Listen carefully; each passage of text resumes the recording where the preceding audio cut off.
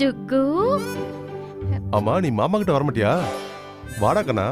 நாக்ஷ் என் கூட video game விளையாடுறியா? என்னாச்சு அர்ச்சனா, ஏன் பேச மாட்டேங்கறா? இவன் ரியா கிட்ட மட்டும்தான் பேசுவான். இந்த ரியா யாரு? என்ன சொல்லிடுவ டுகு? அண்ணா அதெல்லாம் ஒண்ணும் இல்ல, ஒரு 10 நிமிஷம் டைம் கொடுங்க, அப்புறம் பாருங்க. தயவு செஞ்சு இவனை வாய மூட சொல்லுன்னு என்கிட்ட கெஞ்ச போறீங்க. டுகு, தாத்தா பாட்டி கால்ல விழுந்து ஆசீர்வாதம் வாங்கணும்ல, போ தாத்தா பாட்டி கால்ல விழு. வணக்கம் தாத்தா. எழுந்துரு எழுந்துரு எழுந்துரு, நல்லா இரு நல்லா இரு. வணக்கம் பாட்டி. போதுண்டா செல்லம், எழுந்துரு.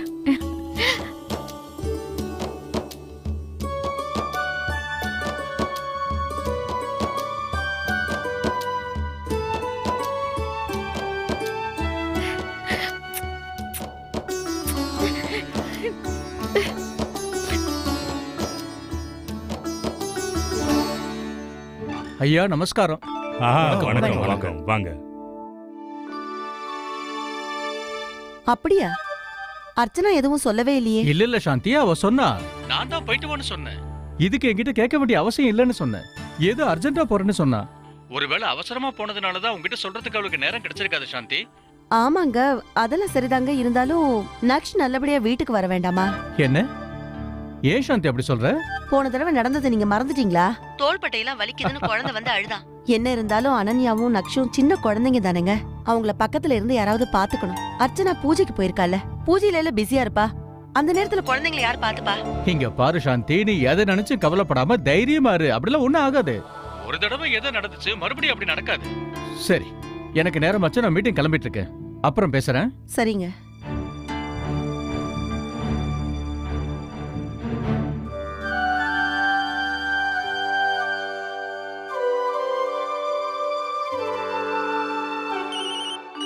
ஒரு நிமிஷம், இப்ப வந்துடுறேன். போம்மா. சாரிமா, என்னால உங்களுக்கு ஃபோன் பண்ண முடியல. திடீர்னு அம்மா ஃபோன் பண்ணாங்க, அதனால இங்க வந்துட்டேன். அதான் உங்களுக்கு ஃபோன் பண்ணி சொல்ல டைம் கிடைக்கல.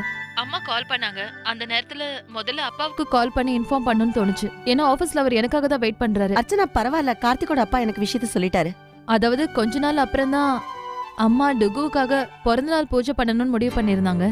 அதுக்கப்புறமா தான் பண்டிதர் ஊருக்கு போறாருன்ற விஷயம் சொன்னாங்க. அர்ச்சனா பரவாயில்லமா, நக்ஷ் நல்லா இருக்கால.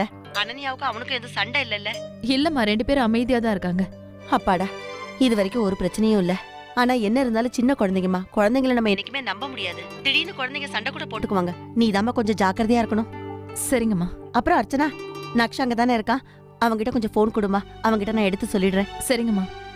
டுகு, போன்ல பாட்டி. பாப்பா. ஹலோ பாட்டி. நக்ஷ், என்னோட செல்ல குட்டி, நீ என்ன பண்ணிட்டு இருக்கீங்க? விளையாடுறீங்களா? அனன்யாவும் நானும் ஓடி பிடிச்சு விளையாட போறோம். அப்புறம் பாட்டி, அனன்யா கிட்ட எவ்வளவு டாய்ஸ் இருக்குன்னு தெரியுமா? அப்படியா? அப்ப நக்ஷ்க்கும் நான் வாங்கி கொடுக்கறேன். ப்ராமிஸ்? ஆஹா, நிச்சயமா ப்ராமிஸா? ஏ. சரி நக்ஷ், இங்க பாருப்பா, அங்க ரொம்ப நேரம் இருக்காதப்பா. சீக்கிரமா பாட்டிக்கிட்ட ஓடி வந்துடணும், சரியா? நான் உனக்காக ஹல்வா பண்ணி வைக்கிறேன். ஒயிட் கலர் ஹல்வா தானே? ஆமா.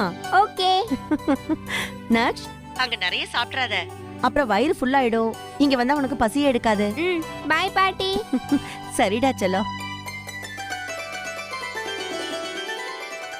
டுகு, உனக்காக நான் என்ன செஞ்சிருக்கேன் தெரியுமா? ஹல்வா. நீங்க 2 பேரும் வரீங்கன்னு சொன்னதுமே நான் உடனே ஹல்வா பண்ணிட்டேன். இந்தா, சாப்பிட்டு பார்த்து சொல்லு. எனக்கு இந்த கலர் அல்வா பிடிக்காதே, நான் சாப்பிட மாட்டேன்.